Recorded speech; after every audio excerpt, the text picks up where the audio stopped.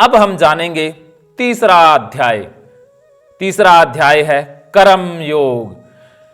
भगवान श्री कृष्ण ने पहले अध्याय में कुछ ज्ञान दिया ही नहीं, क्योंकि वो अर्जुन का अध्याय है, अर्जुन विषाद योग, उसमें ज्ञान अर्जुन देता है। दूसरे अध्याय में भगवान श्री कृष्ण आत्मा की अमरता बताते हैं और साथ ही साथ कर्म योग के विषय में भी बताते हैं और साथ ही साथ स्थित बुद्धि, स्थित प्रज्ञ इंसान के क्या लक्षण हैं ये भी बताते हैं। तो अब तीसरे अध्याय में कर्म योग में भगवान श्री कृष्ण कर्मों के प्रकार बताते हैं और हमारे कर्म कैसे हों, हमें कर्मों में कैसे आनंद महसूस हो। ओसीडी वालों के कर्मों में कोई आनंद तो होता नहीं है, लेकिन तीसरे अध्याय को अगर समझ लेते हैं तो कर्मों में आनंद आने लग जाएगा और जो कर्म हमें परेशान करते हैं, हमारे दुखदाई कर्म हैं जिनसे हमें परेशानी होती है, वो छूट जाएंगे, वो कर्म धीरे धीरे कट जाएंगे, डेटा डिलीट हो जाएगा। तो तीसरे अध्याय का पहला श्लोक है। पहले श्लोक में अर्जुन बोलता है। अर्जुन क्या कहता है? अर्जुन बोले, हे जनार्दन, यदि आपको कर्म की अपेक्षा ज्ञान श्रेष्ठ मान्य है तो फिर हे केशव, मुझे भयंकर कर्म में क्यों लगाते हो? अर्जुन को ना ज्ञान योग समझ में आ रहा है, ना कर्म योग समझ में आ रहा है, क्योंकि अगर अर्जुन को ये कर्म योग समझ में आ जाता, ज्ञान समझ में आ जाता, तो अर्जुन कहता कि अब युद्ध मेरे लिए खेल हो चुका है, अभिनय हो चुका है, ना कोई मरता है ना कोई मारता है, अब मैं तो कर्म करूंगा, मुझे ना हार चाहिए ना जीत चाहिए, ना मान चाहिए ना सम्मान चाहिए, अब मुझे तो युद्ध करने में आनंद है। अगर अर्जुन को दूसरा अध्याय समझ आ जाता तो अर्जुन ऐसे बोलता, उसके लिए युद्ध एक अभिनय हो जाता। लेकिन ओसीडी वालों के लिए एक खास इसमें संदेश है, वो ये है कि अगर जीवन को हम एक रंगमंच मान लें कि मन के अंदर सब ऊहा-पोह चलती है, मन में आना जाना, विचारों का आना जाना, भावों का आना जाना चलता ही रहता है। ये तो एक पर्दा है, रंगमंच है, जिसमें कोई सीन आता है रोमांस वाला, कोई सीन आता है कभी लड़ाई वाला, कभी कोई सीन प्रेम का आता है, कोई सीन दुख वाला आता है। बस रंगमंच है, पर्दा है, इस पर आना जाना चला ही रहता है, तो कोई बीमारी हमें रहेगी ही नहीं। अर्जुन के लिए युद्ध खेल नहीं हुआ, उसी प्रकार हमारे लिए भी ये जीवन खेल कहाँ बन पाता है। हमें भी तो जीवन बहुत सीरियस लगता है। अगर हम ये मान लें कि जीवन 80 साल की एक यात्रा है, जिसमें हम हर पड़ाव का, हर स्टेशन का आनंद लें, जो स्टेशन आया उसी के अंदर डूब गए। कर्म सामने है युद्ध का तो युद्ध में डूब गए, जो सामने कर्म है उसी में डूब जाएं। कर्म योग यही है कि कर्म में डूब जाएं, बाद में कोई फल ना सोचें कि कुछ मिलेगा, इसलिए कर्म कर रहे हैं। कर्म में डूब ही गए हैं, कर्म में ही आनंद है, यही कर्म योग है। तो हम अगर जीवन के अंदर डूब जाएं, जीवन में जो घटना घटी उस घटना को ऐसे देखें जैसे कि टीवी के पर्दे पर कोई सीन आया है, थोड़ी देर बाद अगला सीन आ जाएगा, बस ये तो अभिनय है, खेल है, चलता रहेगा। दर्शक बन के आनंद लेते रहें कि मन में कभी ओसीडी वाला विचार आता है, बीमारी वाला, कि अरे अरे घर गंदा हो गया, तो ऐसा देखें कि पर्दे के ऊपर एक सीन उभर आया है कि हाथ गंदा है, कोई बात नहीं, दर्शक बन के देख लें। फिर मन कहता है कि वो गंदा हो जाएगा, ये बीमारी लग जाएगी, उसका नुकसान हो जाएगा, कुछ ना कुछ हो जाएगा, तो उसका भी आनंद लें कि देख मन कैसे कैसे ड्रामे करता है, मन कैसे कैसे विचार भेज रहा है। तो पर्दे पर ये विचार आ रहे हैं, जा रहे हैं, मन के पर्दे पर कभी कोई इमेज आ जाती है, कभी कोई विचार, कभी कोई सीन, कुछ आता है चला जाता है। इस प्रकार आनंद लें तो धीरे धीरे बीमारी ठीक हो जाएगी। लेकिन ऐसा ना अर्जुन कर पाया और ना ही हम कर पाते हैं, तो हमारे लिए गीता आगे बढ़ती है। आगे अर्जुन क्या कहता है, आप मिले हुए से वचनों से मेरी बुद्धि मानो मोहित कर रहे हैं, इसलिए उस एक बात को निश्चित करके कहिए जिससे मैं कल्याण को प्राप्त हूं। अब अर्जुन अर्जुन है, सीधा साधा इंसान है। अर्जुन को समझ में कुछ आता नहीं है। अर्जुन कंफ्यूज जरूर हो गया है कि भगवान श्री कृष्ण आप जो कह रहे हो उससे मेरी बुद्धि क्या हो गई है, वचनों से मेरी बुद्धि मानो मोहित कर रहे हो, आपके वचनों से मेरी बुद्धि में मोह उत्पन्न हो गया है। लेकिन आप मुझे कंफ्यूज मत करो, आप मुझे इधर उधर की बातों में मत उलझाओ, आप मुझे एक ही बात बता दो, सीधी सी एक ही बात बता दो जो मेरे लिए सही है। क्योंकि ओसीडी वाले भी तो यही कहते हैं, कभी आप कहते हो हवा से शुद्ध हो जाता है, कभी कहते हो वायरस है ही नहीं, कभी ये कहते हो वो कहते हो, फालतू बहुत बातें कर रहे हो, हमें एक ही बात बता दो कि सही क्या है, हम क्या करें। तो अर्जुन भी सीधी बात पर आ गया है। तो अब भगवान श्री कृष्ण क्या बात कहते हैं वो जानते हैं। श्री भगवान बोले, हे निष्पाप, इस लोक में दो प्रकार की निष्ठा मेरे द्वारा पहले कही गई है। उनमें से सांख्य योगियों की निष्ठा तो ज्ञान योग से और ज्ञानियों की निष्ठा कर्मयोग से होती है। भगवान श्री कृष्ण कहते हैं कि दो प्रकार के मार्ग मेरे द्वारा बताए गए हैं। ज्ञान योगी ज्ञान के द्वारा, कि ज्ञान क्या है कि हमें अनुभव हो जाए कि ये सब कुछ क्षण भंगुर है, तो भी हम बीमारी से, बंधनों से छूट जाएंगे। और दूसरी है कर्म योगियों की निष्ठा कर्मयोग से, कि कर्मयोग कि कर्म में ही डूब जाओ तब भी आप समस्याओं से छूट जाएंगे। कि ये दो निष्ठाएं मेरे द्वारा बताई गई है, जिसमें जो ज्ञान का प्यासा है तो वो ज्ञान मार्ग से चलेगा, और जो कर्म में रस लेता है वो कर्म के मार्ग से चलेगा। जैसे कुछ लोगों को सिर्फ बातों से ही बात बन जाती है, वो बात बताते ही डाटा काट लेते हैं, समझाते ही डाटा काट लेते हैं, तो उनके लिए ज्ञान सही है, उनको बातें बताना सही है।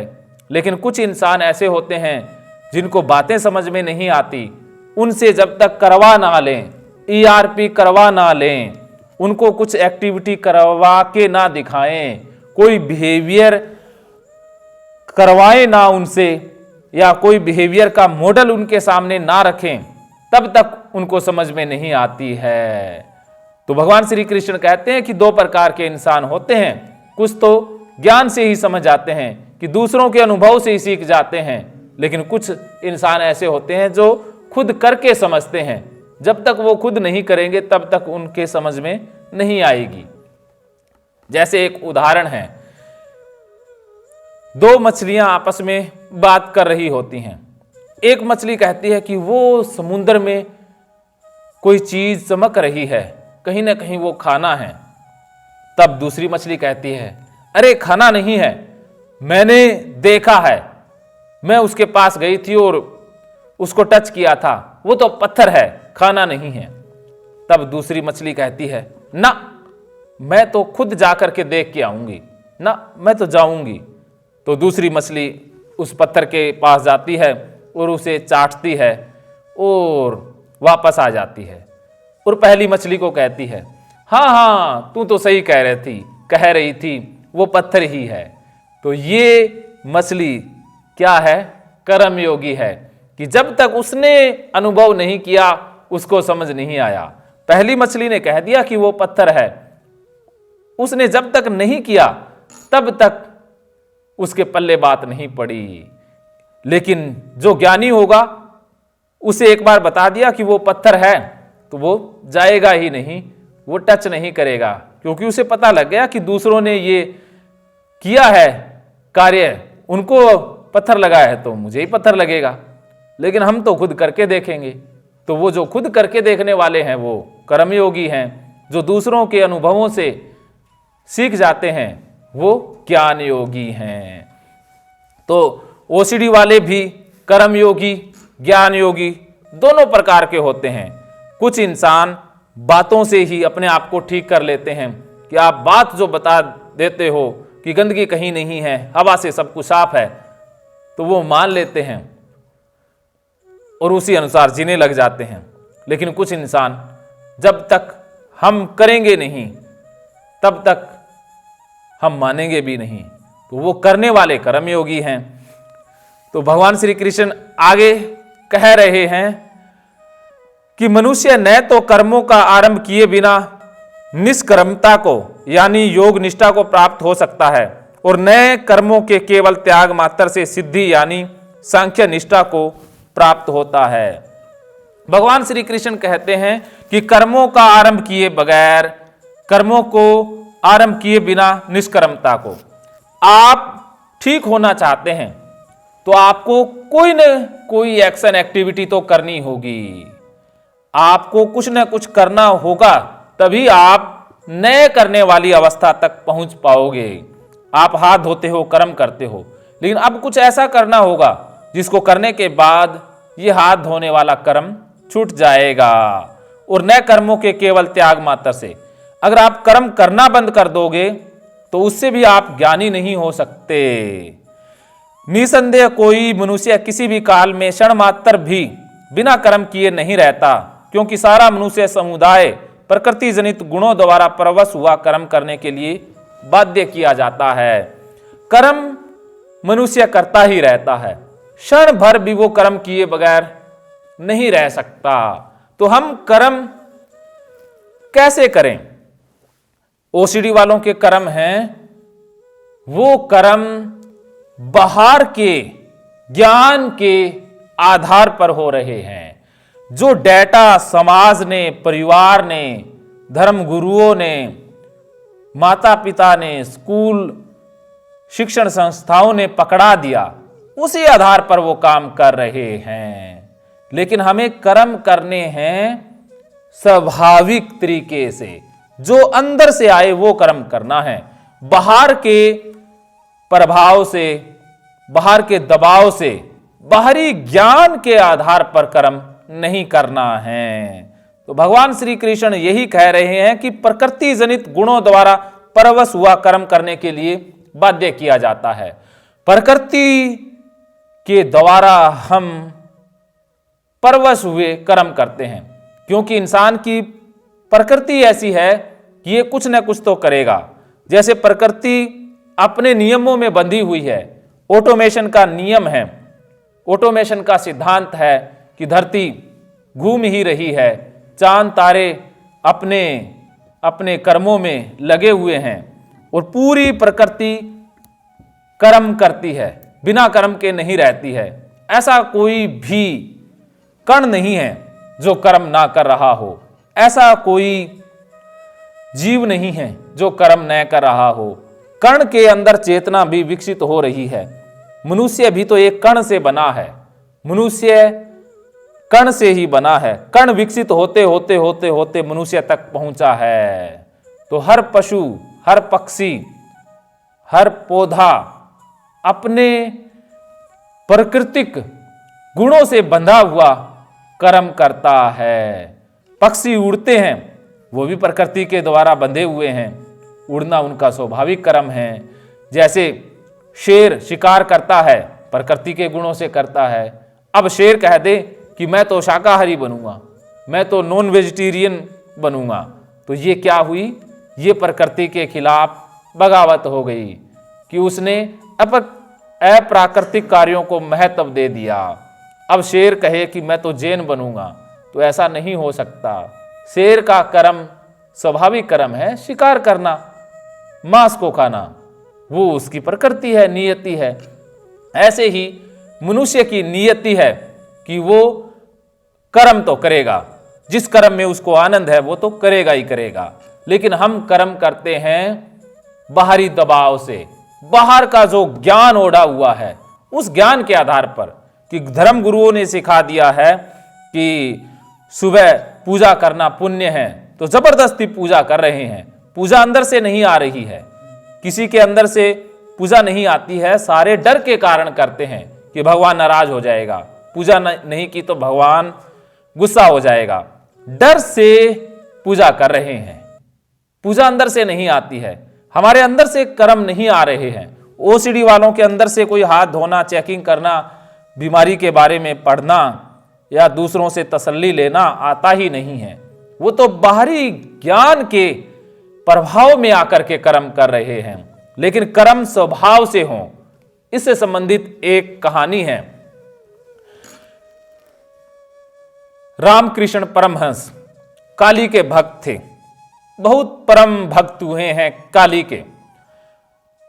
तो एक बार रामकृष्ण परमहंस का मित्र रानी के दरबार में नौकरी किया करता था, तो वो रानी को कहता है कि हमारे यहाँ एक काली का मंदिर है, उसमें एक पुजारी की आवश्यकता भी है।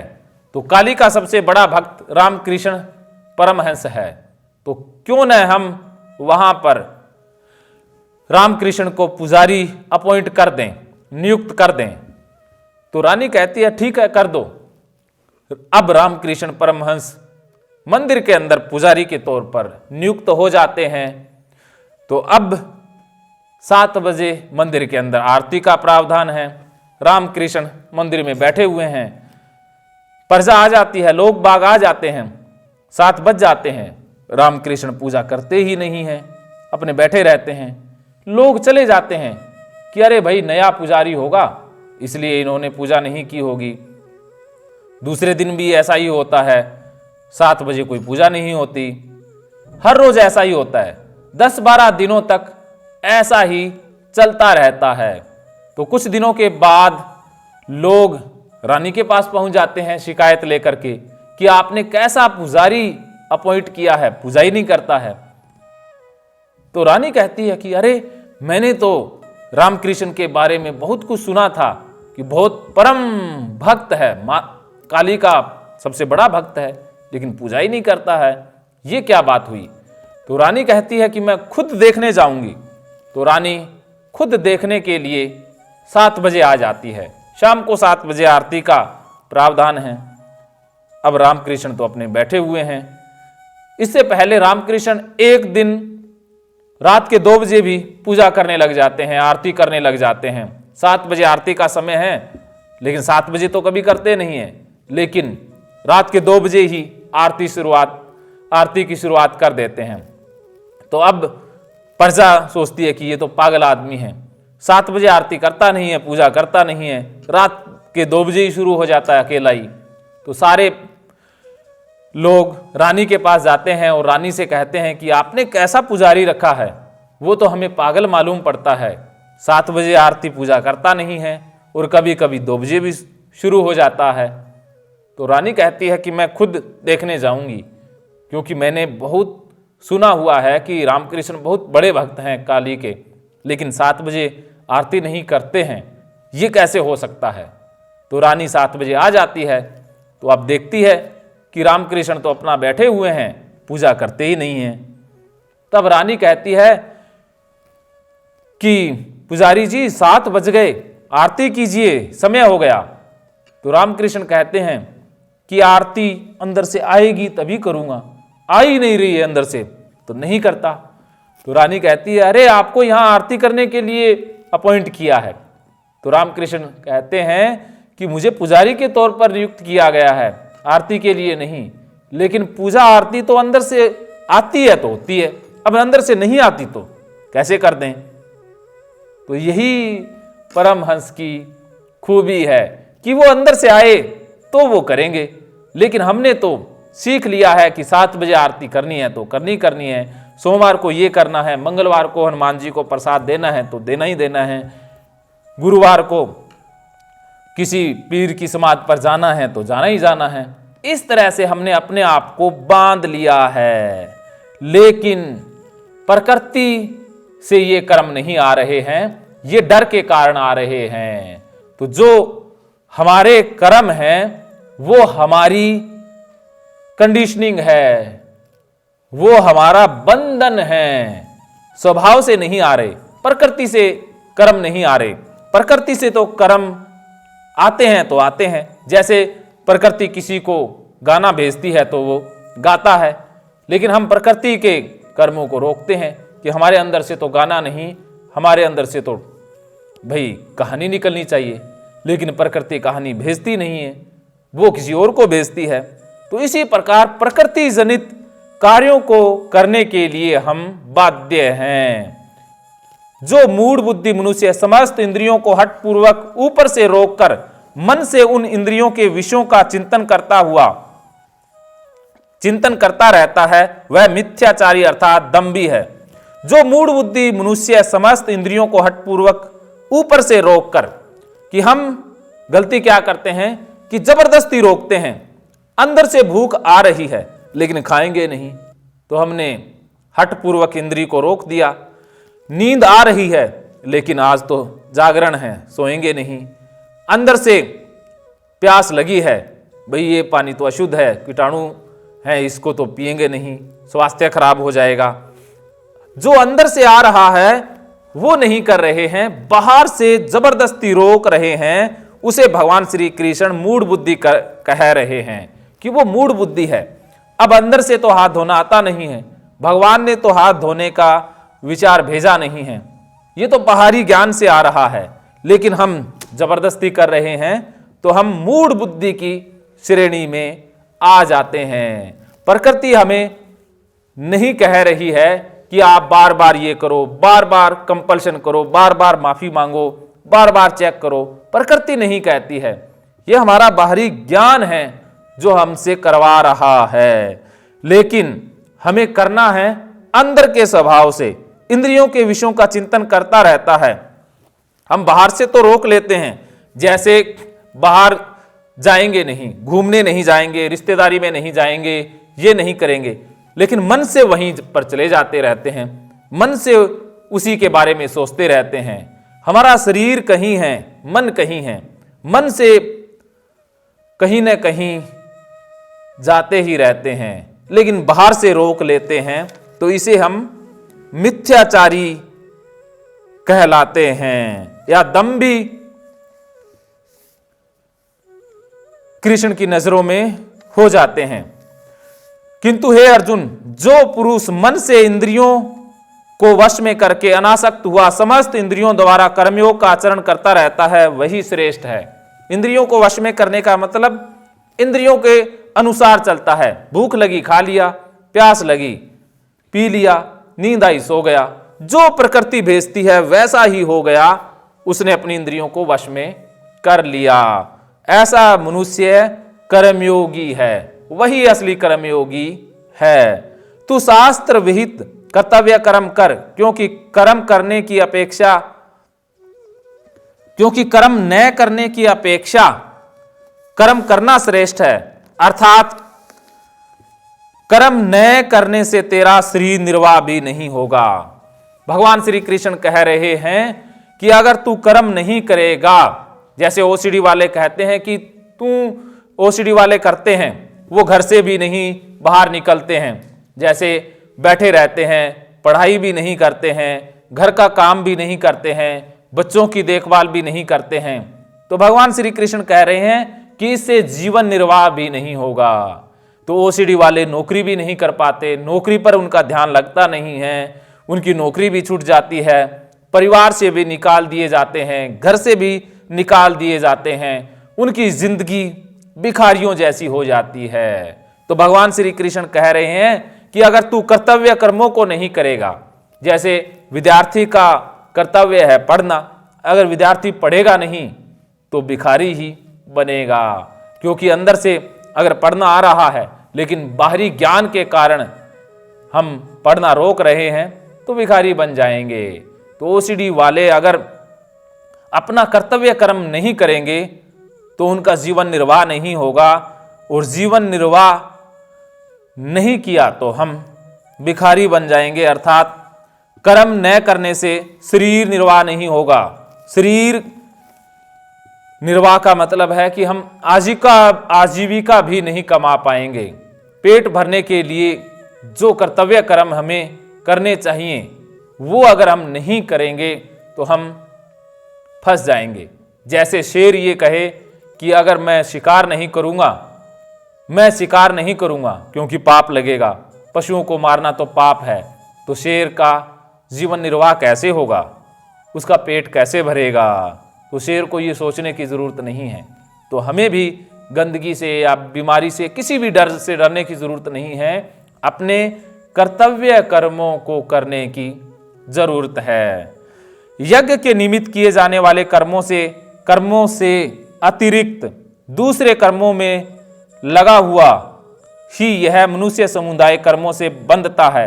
इसलिए अर्जुन, तू आसक्ति से रहित होकर उस यज्ञ के निमित्त भली भांति कर्तव्य कर्म कर। कर्तव्य कर्म और यज्ञ के निमित्त कर्म कौन से हैं? जो हमारे स्वाभाविक कर्म हैं, हमारे अंदर से जो आता है उसको अगर हम करते हैं। जैसे हमारे टाइम में जो है, हमारे अंदर जो प्रतिभा है, उसी क्षेत्र में हम कर्म करते हैं तो वही कर्म हमारे लिए पुण्य हैं। जो बाहर के लालच के कारण, बाहरी इच्छा के कारण, कि ओसीडी वालों के कर्म भी तो बाहर से ही होते हैं कि बाहर गंदगी है, बाहर ये है, बाहर बीमारी है, उनसे परेशान होकर के, उनसे डर करके वो हाथ धोते हैं, साफ सफाई करते हैं, दूसरों को परेशान करते हैं। दूसरों को परेशान करने का मतलब कि बच्चों से भी वही करवाने लग जाते हैं, बाकी पारिवारिक मेंबरों से वही करवाते हैं, तो उससे हम फंस जाते हैं, वो कर्म फंसा देते हैं। यज्ञ के निमित्त किए जाने वालों कर्मों के अतिरिक्त ये यज्ञ के निमित्त कर्म नहीं है, ये स्वाभाविक कर्म नहीं है, ये अस्वाभाविक कर्म है। मनुष्य समुदाय अस्वाभाविक कर्मों के कारण ही तो बंधता है। तो आपने एक बार ये किया तो अब बार बार करना पड़ रहा है, तो आप बंध गए हैं, इन कर्मों के जाल में आप फंस गए हैं। तू आसक्ति से रहित होकर, तू फल की इच्छा हटा करके, साफ सफाई गंदगी की चिंता छोड़ करके, बीमारी भगवान का डर छोड़ करके यज्ञ के निमित्त अर्थात जीवन के जो स्वाभाविक कर्म हैं उनको करना। प्रजापति ब्रह्मा ने कल्प के आदि में यज्ञ सहित प्रजाओं को रचकर उनसे कहा कि तुम लोग इस यज्ञ के द्वारा वृद्धि को प्राप्त हो और यह यज्ञ तुम लोगों को इच्छित भोग प्रदान करने वाला हो। तुम लोग इस यज्ञ के द्वारा देवताओं को उन्नत करो और ये देवता तुम लोगों को उन्नत करें। इस प्रकार निस्वार्थ भाव से एक दूसरे को उन्नत करते हुए तुम लोग परम कल्याण को प्राप्त हो। भगवान श्री कृष्ण कह रहे हैं कि यज्ञ के निमित्त होकर के कर्म करो, जो जीवन के स्वाभाविक कर्म हैं उन कर्मों को करें। जैसे आपको खेलना अच्छा लगता है, आप खेलो, आपको घूमना, आपको कहानी लिखना, आपको पेंटिंग करना, खाना बनाना, जो आपको अच्छा लगता है, जिससे आपको खुशी मिले, जिससे आपके डाटा कटे, जिसमें आप एक निश्चय हो जाओ, जिस कर्म में आपके अंदर कोई विचार ना आए, जिस कर्म में आप अपने आप को ही भूल जाओ, जिस कर्म से आपको समय का एहसास ही न हो, वो आपका यज्ञ के निमित्त कर्म है और वही कर्म परमात्मा तक जाते हैं और उन्हीं कर्मों से स्पीड बनती है। और जो ओसीडी वाले कर्म हैं वो आपकी स्पीड को डाउन करते हैं, क्योंकि वो डेटा के निमित्त किए हुए कर्म हैं। यज्ञ के द्वारा बढ़ाए हुए देवता तुम लोगों को बिना मांगे ही इच्छित भोग निश्चित ही देते रहेंगे। इस प्रकार इन देवताओं के द्वारा दिए हुए भोगों को जो पुरुष उनको बिना दिए हुए स्वयं भोगता है वह चोर होता है। यज्ञ से बचे हुए अन्न को खाने वाले श्रेष्ठ पुरुष सब पापों से मुक्त हो जाते हैं और जो पापी लोग अपना शरीर पोषण करने के लिए अन्न पकाते हैं वे पाप को ही खाते हैं। भगवान श्री कृष्ण कह रहे हैं कि मिलजुल कर खाओ, आप अपने कर्मों को करें जिससे प्रकृति को फायदा हो। आपके अंदर कोई ऐसी प्रतिभा हो सकती है जिससे प्रकृति के अंदर मनुष्यों की जो प्रजाति है उसके अंदर सहूलियत आ सकती है, उससे दूसरों का जीवन आसान भी हो सकता है। तो वो कर्म करने हैं, रोकने नहीं हैं। हर इंसान के अंदर कोई ना कोई प्रतिभा होती है, हर इंसान के अंदर कोई ना कोई खूबी होती है, कुछ न कुछ टैलेंट होता ही होता है, लेकिन उस टैलेंट को रोकना पाप है, उस टैलेंट को रोकना बीमारी है। आपके अंदर भी कोई टैलेंट होगा, लेकिन आपने उस टैलेंट को अपनी धारणाओं के कारण, अपनी चिंताओं के कारण, अपने डर के कारण रोक दिया है, तो इससे चोर बन गए हैं। भगवान श्री कृष्ण कह रहे हैं कि आप चोर कहलाए जा रहे हो, अर्थात हम चोर हो गए हैं। क्यों? क्योंकि प्रकृति ने हमें कुछ दिया था, लेकिन हमने उस प्रकृति के दिए हुए गिफ्ट को, वरदान को दूसरों के साथ बांटा ही नहीं। अगर लता अपने अंदर की प्रतिभा बाहर नहीं लाती तो लोगों को इतनी सुंदर आवाज मिलती, इतने मीठे गाने मिलते। तो लता अगर गाती नहीं तो वो चोर कहलाती। मोहम्मद रफ़ी अगर नहीं गाते तो वो चोर कहलाते। तो जो महान लोग हुए हैं, आइंस्टीन अगर आविष्कार नहीं करते, वैज्ञानिक अगर आविष्कार नहीं करते, एडिसन अगर बल्ब नहीं खोजते तो वो चोर कहलाते। लेकिन उन्होंने अपनी प्रतिभा के साथ न्याय किया, जो उनका मूड आया उसके अनुसार उन्होंने कर्म किए।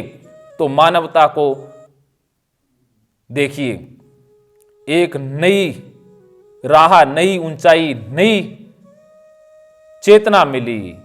तो हमारे अंदर जो प्रतिभा है, उस प्रतिभा के क्षेत्र में हम कर्म करते जाएं, उसी क्षेत्र में आगे बढ़ते जाएं, तो हम खुश भी रहेंगे और मन की स्पीड भी फास्ट रहेगी।